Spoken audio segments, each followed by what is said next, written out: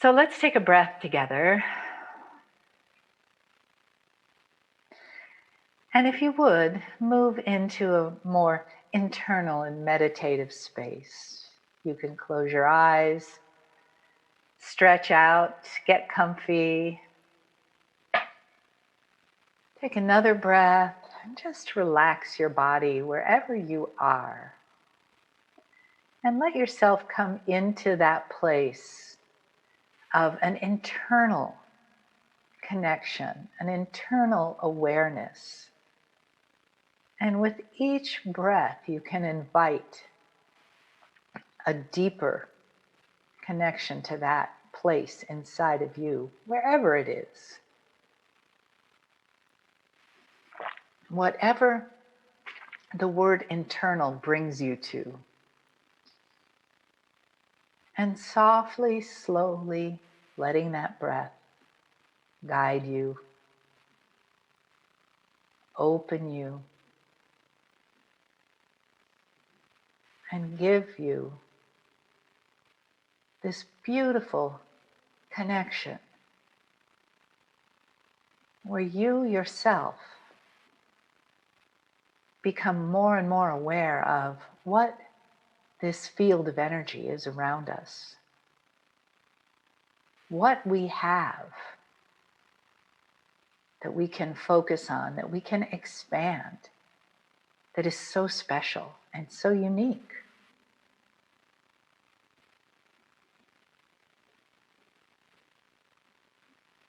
As humans, we have the consciousness,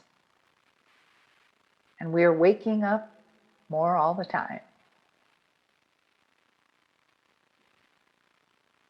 So I'm going to ask the star mothers to come in and give a little message before the Kryon channel.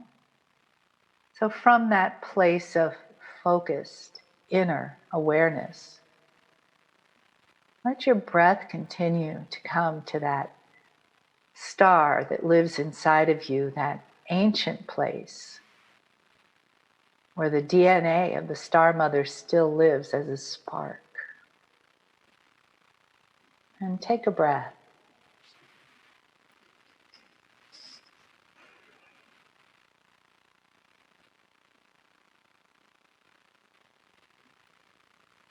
Dear Shining Ones, we step forward into this meeting and we greet you with the great joy that lives inside the spark that is us, to the spark that is you. And of course, we have been knowing of your time of great realization, great reawakening since the beginning of the time we came to you in Lemuria. And now, another step in the unfolding of your spiritual ladder and that touch of place within you, that memory. You were there, who you were, what you did, but more importantly, now, who you are. And where do you choose to focus your energy to bring your light? Where do you choose to do that now? This time is a great gift in many ways, even though it may not be comfortable. It may not be what you like to call easy. Transformation may not be that way. But you cannot push this aside. And we ask you this, our beloved children, we ask you this. Take this time into your hearts, into your beings, as the great gift that it is, in whatever way that presents to you. Perhaps uncomfortable sometimes, perhaps unfamiliar to many. But know that as uncomfortable or unfamiliar as it is on one side, on the other side will be the great liberation of your releasing a new part of your consciousness that identifies more and more strongly with the starseed, with the light being, with the light worker that you have come here to be.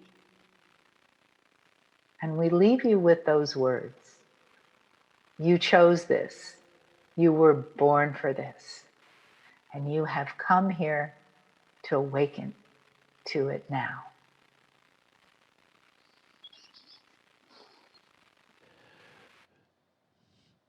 Greetings, dear ones. I'm Kryon of Magnetic Service.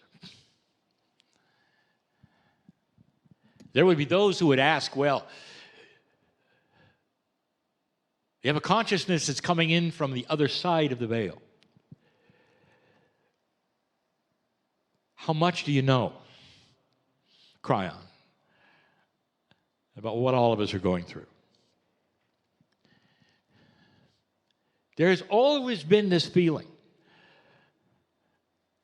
that that which is spirit, God, whatever you want to call that creative source, is in the other room. And that you are in a creation of your own, struggling. Perhaps occasionally an angel will pop in and give a message and leave. You've even built a term called the veil. Something that you have a hard time crossing, you might say. And all of this is of your own design. It's of your own making. It's your terminology, not God's. The creative source has built a system where the availability of angelic source, power, creation, all of that is right in front of you. It's you. It's that which is the soul, the higher self, which is part of that vehicle, which is even called the Merkaba. A term which is known as perhaps a bubble of energy, of sacredness that you ride in. So you see, all of this perception that spirit is over there and you're over here, you invented that.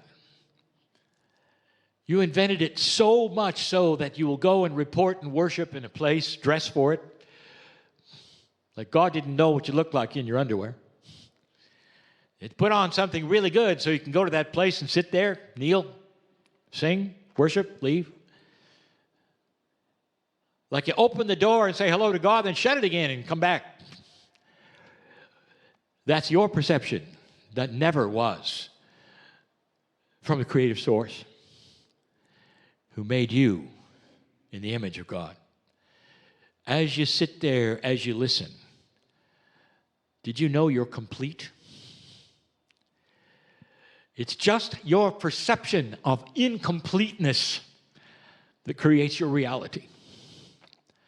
Oh, I want to talk about reality. I want to do that a little later today. Right now, I would like to give you some information in terms that I hope you understand, that talks about in clouded ways what you're going through today.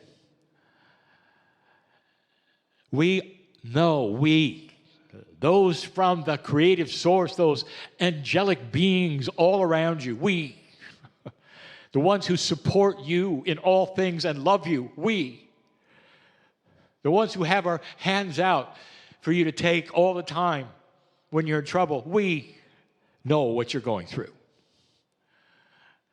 We know what the world is experiencing, and it's a little different in the overview than you think. I'll put this in very three-dimensional terms. And this particular information has come from a channel that I recently gave to a very few people. It was not recorded in a way that we would then have my partner distribute to you like this will be. So I'm giving it again. And it goes like this. Imagine for a moment, a very three-dimensional example, that you're in charge of a factory. And in this factory, there is a great deal of mechanization. There is high technology. There's a lot of pieces and parts moving around, and many, many individuals run it. Each one has their own part in this niche with their machine, perhaps, or their inspection, perhaps, and they make a product. And it can be something small, it can be something big. Imagine it for a moment. And it may even cover a great deal of space, and you as the manager look out and you will see perhaps 100 individuals or more. And you'll see the products coming off the assembly line. And they're good. And those products go on then to support so many other people who sell them. And they're good products. And they're used by a lot of people, and they're needed. You might say it's a win-win situation because it gives a lot of people work. A lot of people use the products. And it's a good system. Now you come in with an efficiency expert, which management has hired to be with you. And the efficiency expert looks at everything and spends a month. And that person, that human being, goes and looks at everything that is being done. And then there's the day when they come back and report to you, the manager. And they say, you know, with a few tweaks here, you could get maybe 20% more product. 20%. That's astonishing in a factory. And in doing that, you would repurpose those individuals. They'd all stay. They all keep their jobs. But you'd repurpose them. Some would go into a higher echelon of inspection and doing things that your product really needs, you know. And you could do it faster. And the plans are all laid out, and you take a look at them, and as a manager, you look and you look and you look and you laugh. And you say, well, Mr. Efficiency Expert, you do understand that you might be right, 100% right, but if we do this, we have to shut the factory down. We may have to have it down for 2 months, maybe even 3, where we retool, repurpose, retrain, and in that time, there will be no products. Therefore, Mr. Expert, it cannot happen. And it doesn't. And this has been a theme of many factories in many countries around the world. They cannot stop production in order to improve the product or change the system. It's not possible. It's not doable. Or is it? What's happened to you? Why are you at home? Why aren't you at work? Are you understanding this? This is a metaphor, one of 2 I'm going to give today, of what happens when the unthinkable is created. A stoppage of months where you can repurpose and retool and think about things and come back fresh. Now, I'm not talking about a factory, dear ones. I'm talking about a lot of other things, including the consciousness of who you are, of what you're doing, of why you're doing it. The things you cannot even ponder because you're too busy, aren't you? You're busy in your own factory, human beings, of being with each other a certain way over time. And some of you know exactly what I'm going for here, what I'm talking about. This is a time for change. Again, everything stops. Impossible, but it did. We've given channels before, a couple of them, that talked about this very thing. That when a human being gets in trouble and they go to the one who helps them psychologically, that person will say, take a day off, go into the forest, walk around, and stop your life. So you can think about things. Now we have the whole world able to think about things. I want to give you another example, and you may think it's controversial, but stay with me. I'll take you back to the 1700s. maybe even the 1800s. It doesn't matter. Because there was a paradigm in Europe. And the paradigm was that every single country was at war with the other one. Oh, they took turns. They took turns. But the stories go for hundreds of years. The armies and the conquerors that would sweep over the various lands belonging to, whether it was Germany or France or England or Portugal or Spain. And that's not all of them. But they all were conquerors at some level. One of them conquered a great deal of the planet. This was the paradigm. Wow. You think about the battles at sea between the English and the French. Didn't like each other very much. Always at war, seemingly. Or when they weren't, they were resting for the next one. Every single one of those countries had their own time of creating that which is conquering of the others. Some of them were good at it, some of them weren't. Some of them won, some of them didn't. And you know the names of the conquerors and the famous ones and the Napoleons and all of that. And as you study history, you'll see that over and over and over and over, it didn't change. It didn't change. So let's create something fun.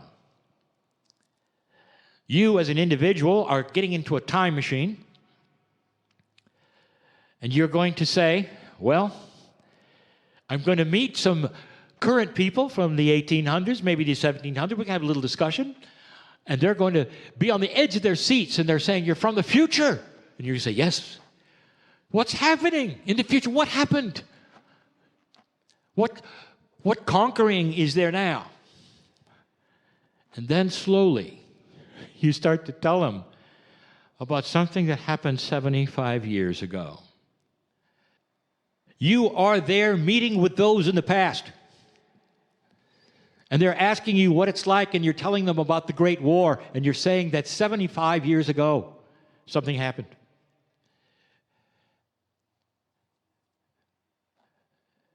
And they won't believe it. They'll say, at that point in time, at that juncture in time, you said all those countries decided, we're not going to let this happen again. What can we do to keep this from happening again? So they decided to put a trade organization together with just a few of them. And it held. Over a period of years, they said, well, let's stop the borders. Let's not do borders anymore.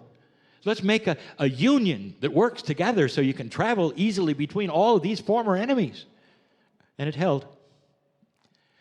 And then against all odds, they say, well, let some of them have a common currency. Can you imagine changing your money to be with another country's money? And they did it. Now, dear ones, there'll be those listening to this and say, well, yes, this is the European Union and it didn't work. I want you to think for a moment.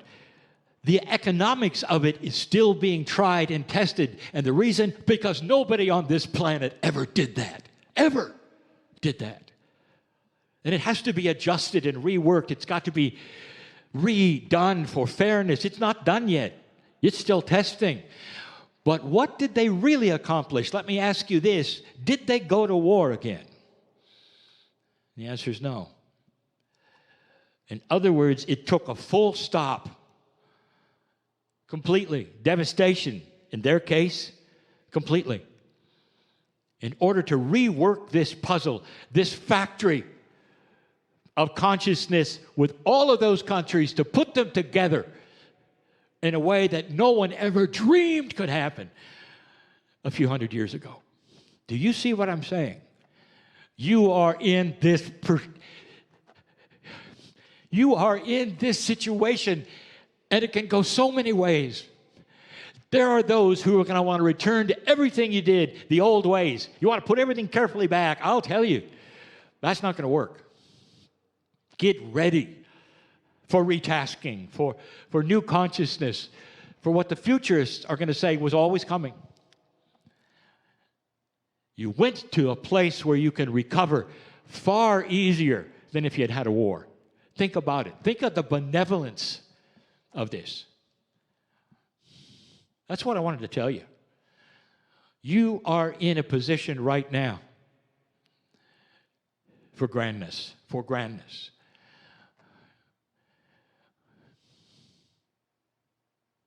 I tell you these things because there are things coming that I know are coming. Things that will disappoint you, things that will make you angry, things that will change. But if I could talk to you in a few years, you'd say, wow, we needed that. And here you are. I'll be back, dear ones. I want to talk some more about reality. And so it is.